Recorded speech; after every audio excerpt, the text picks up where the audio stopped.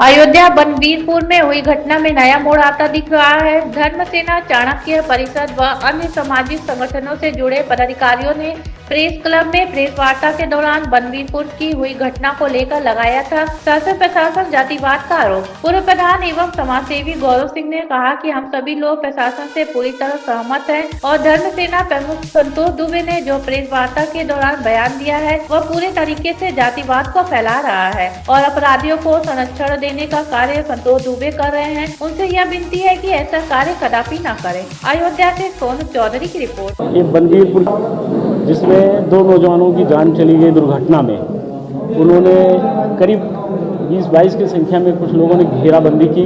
पहले मारा पीटा, लाठी डंडों से मारा पीटा भी था, गाड़ी तोड़ने का प्रयास हुआ, वो अपनी जान बचाकर भागा। और इसी बीच दुर्घटना हुई, किसकी गाड़ी से हुई ये कहा नहीं जा सकता है, लेकिन दो लोगों की मौके पर, एक की मौके पर मौत हो गई, एक की बाद में अस्पताल में मौत हो गई। हमारी संवेदना है उन दो नौजवानों के प्रति। हमारे ही परिवार के बच्चे हैं, पीड़ा है, दर्द है, लेकिन उनको 11 बजे रात में लाठी डंडा लेकर के वो सारी CCTV फुटेज आई है सामने। ये कौन सी ज़रूरत थी आपको?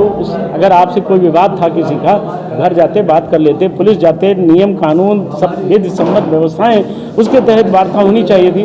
बजाय इसके रास्ते में घेर करके गाड़ा बंदी करके जिसे अपराधी लुटेरे करते हैं, उस तरह इन लोगों ने घेर कर अर्पित को मारना चाहा। अब इस बीच अर्पित भाग करके अपने घर पहुंच गया। कैसे उन लोग दुर्घटना में उनकी मौत हुई, किस तरह मारे गए, ये तो पता नहीं चल सका। CCTV फुटेज के अनुसार वो इस गाड़ी से मौत हो रही है, कौन गाड़ी आ रही, गाड़ी भी नहीं दिख रही, हमने तो देखा सब कुछ। लेकिन अब वहाँ करणी सेना नामक एक क्षत्रियों का समूह, संगठन, वो राजनीति करने पहुंच गया। हम इनको रहने नहीं देंगे। आप कहाँ भगा देंगे? आप मुगलों को भगा नहीं पाए, अंग्रेजों के खिलाफ आपने घुटने टेक दिए, आप ब्राह्मणों को इस देश से निकाल देंगे? क्या बात करते हैं? इसलिए हमें सबसे कठिन जाति अपमाना, यद्यपि जग दारुण दुख नाना। सबसे बड़ा दुख, अनेक अनेक प्रकार के दुख हैं, लेकिन जाति का अपमान बर्दाश्त नहीं होता है। हम भले ही बहुत कट्टर हिंदुवादी हैं, लेकिन हम पहले ब्राह्मण भी हैं, उस कुल में जन्मे हैं। जब उस परिवार को अपमानित किया जाएगा, पीड़ित किया जाएगा, लगभग 10,000 ब्राह्मणों को उत्तर प्रदेश में चिन्हित करके मारा गया, हम लोग नहीं बोले? क्या परिस्थितियां रही होंगी?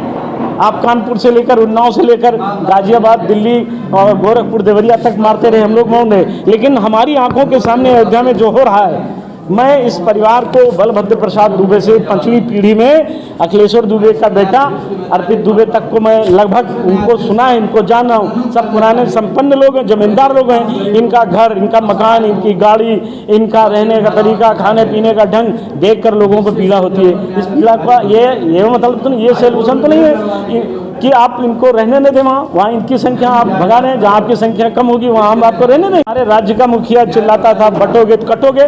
तो अब क्या हो रहा है? अब इस राज्य के मुखिया को इसमें हस्तक्षेप करना पड़ेगा, मुख्यमंत्री को बोलना पड़ेगा।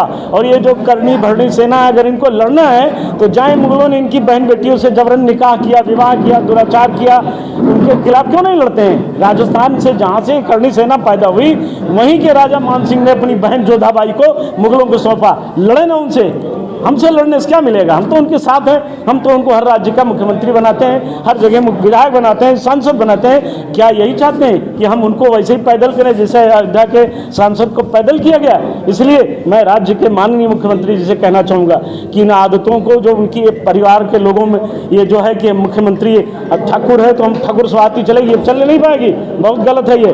और इस परिवार को हम ना तो झुकने देंगे न मिटने देंगे।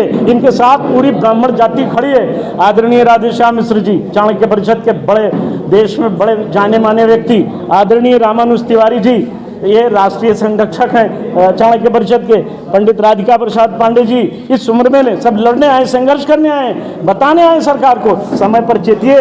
हम उठेंगे तो आपका बेड़ा गर्क हो जाएगा।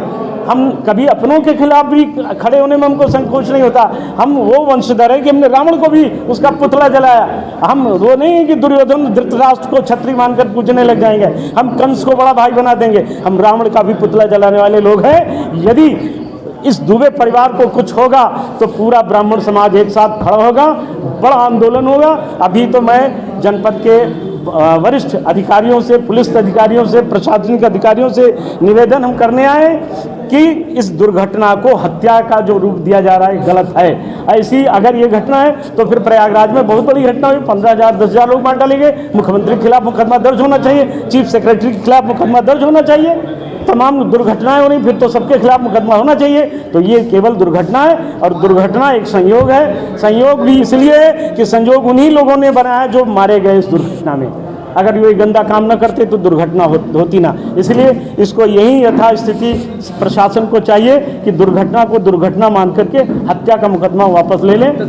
आप इसको जानिए कि अभी तक तो सब सही चल रहा था, प्रशासन अपना काम किया, दोषी गए जेल, ठीक है, और जिस हिसाब से कार्रवाई हुई हम लोग उससे संतुष्ट थे।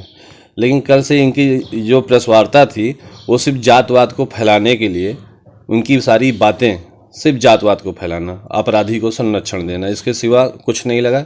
बहुत सारे अपमानजनक बात इन्होंने राजपूत समाज के लिए कही, लेकिन इनसे कहेंगे अपनी सद्बुद्धि थोड़ा बुद्धि सही करें। और भी यही अभी राजपूत समाज के लोग उल्टा सीधा बोलने लगेंगे तो समाज में सिर्फ बेमस्ता फैलेगी और कुछ नहीं, और यही काम ये कर रहे हैं। थोड़ा इनकी उम्र भी हो गई है। और बाकी आप बताइए कहाँ का जो है सही तरीका है। आप अपराधी के बनाए हो चाणक्य के नाम से संगठन, धर्मसेना के नाम से संगठन।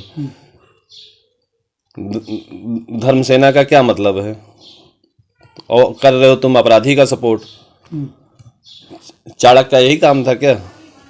वो तो राष्ट्र निर्माण के लिए जाने जाते हैं, लोगों को एक करने के लिए जाने जाते हैं। और चाणक्य के नाम से तुम संगठन बना के और आके 4 लोग बैठ के तुम बता रहे हो कि ये ठाकुर, अधिकारी ठाकुर, अभी यही क्षत्रिय समाज करने लगे, यही हर समाज कहने लगे जहाँ आपकी बिरादरी का कोई अधिकारी हो उससे हो तो हम उससे न्याय की उम्मीद ही ना करें। ये तो बहुत गलत बात है ना। कहीं अभी हम मान लीजिए हम राजपूत हैं, कहीं ब्राह्मण कोई दरोगा हुआ या कोई अधिकारी हुआ या जज हुआ तो फिर हम पहले से मान लें कि वो मेरे साथ न्याय नहीं करेगा। या कोई दलित है, कोई ब्राह्मण है, कोई ठाकुर है, कोई पंडित है, कोई मुस्लिम है, कुछ भी है, बहुत शर्मनाक इनका बयान है। इनको माफ़ी मांगनी चाहिए पूरे राजपूत समाज से और जिला प्रशासन से। इस तरीके का आरोप न तो इसकी जांच तो प्रशासन करेगा ना। और हम लोग भी तो यही मांग कर रहे थे कि प्रशासन उसकी जांच करे। जिन लोगों ने लड़कों को बुलाया था सड़क पे, किसने फ़ोन किया था, या फिर और कौन लोग इन्वॉल्व हैं। भाई जो निर्दोष हो वो छूट जाए, जो दोषी है वो जेल जाए। तो ये तो प्रशासन काम है कि इनका काम है? ये तो खुद ही कल जैसे लग रहा था कि खुद ही विवेचना अधिकारी हैं, ये सारी विवेचना करके खुद ही चले आए हैं। कल ही ये पूरा मुख्यमंत्री तक दबाव डाल दिए कि केस तुरंत वापस हो जाए, उसको बरी कर दिया जाए।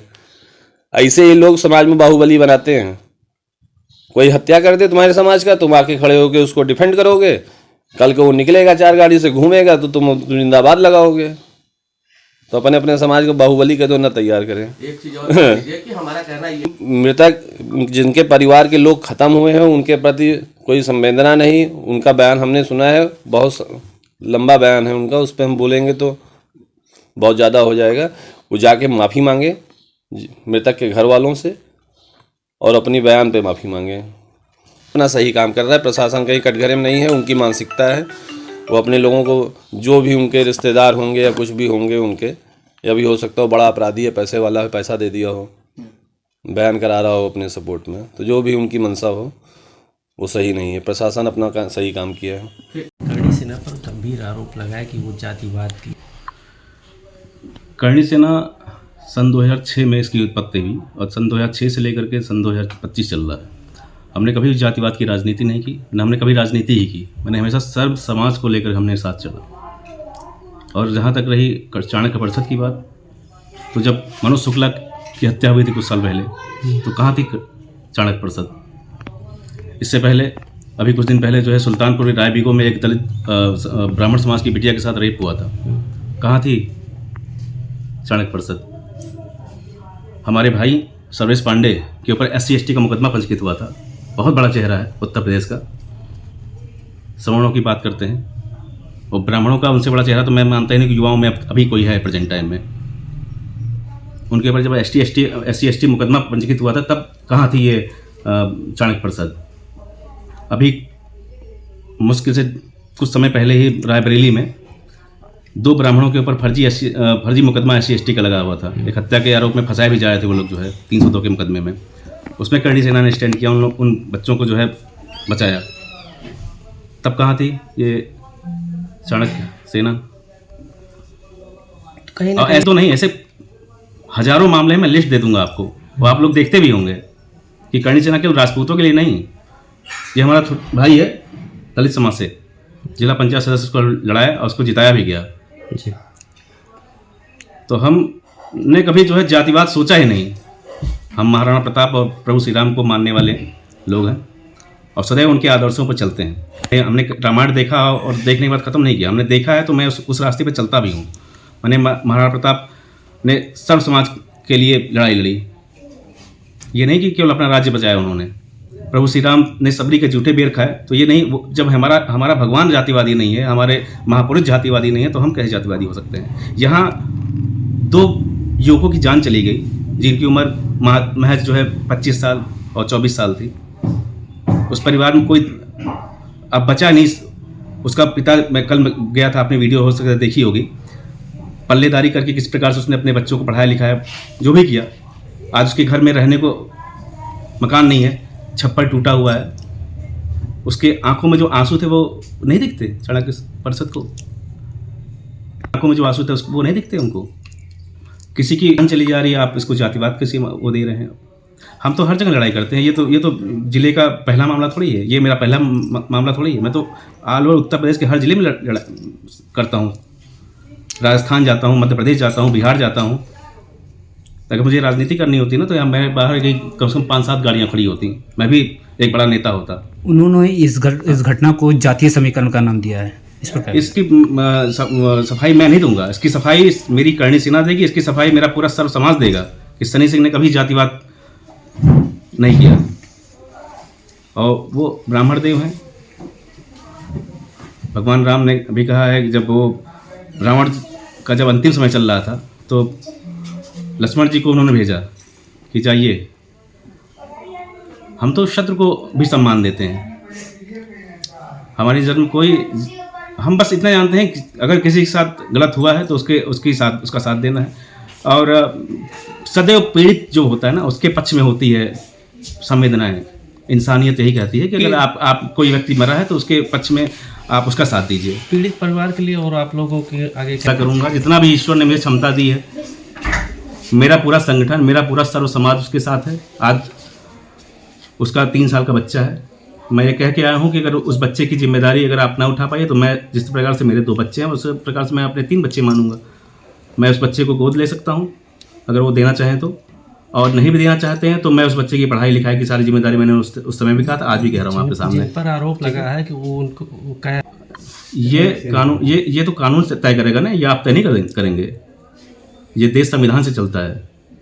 नहीं, उन्होंने बताया कि अभी कुछ दिन पहले एक आंदोलन चल रहा था, उसमें मंत्री जी हैं टेनी, उनके पुत्र ने भी सेल्फ डिफेंस किया था। कई उसमें लोगों की जानें चली गई थी। क्या उसको सजा नहीं मिली? इससे पहले एक इलाहाबाद कोर्ट में एक इंस्पेक्टर साहब थे, उनके ऊपर जब जानलेवा हमला हुआ, उन्होंने अपने सेल्फ डिफेंस में गोली चलाई। क्या उनको सजा नहीं मिली? 9 साल बाद छूट के आए हैं वो। लेकिन न्यायाधीश ने तो सुनिए, वो सेल्फ डिफेंस नहीं था वो।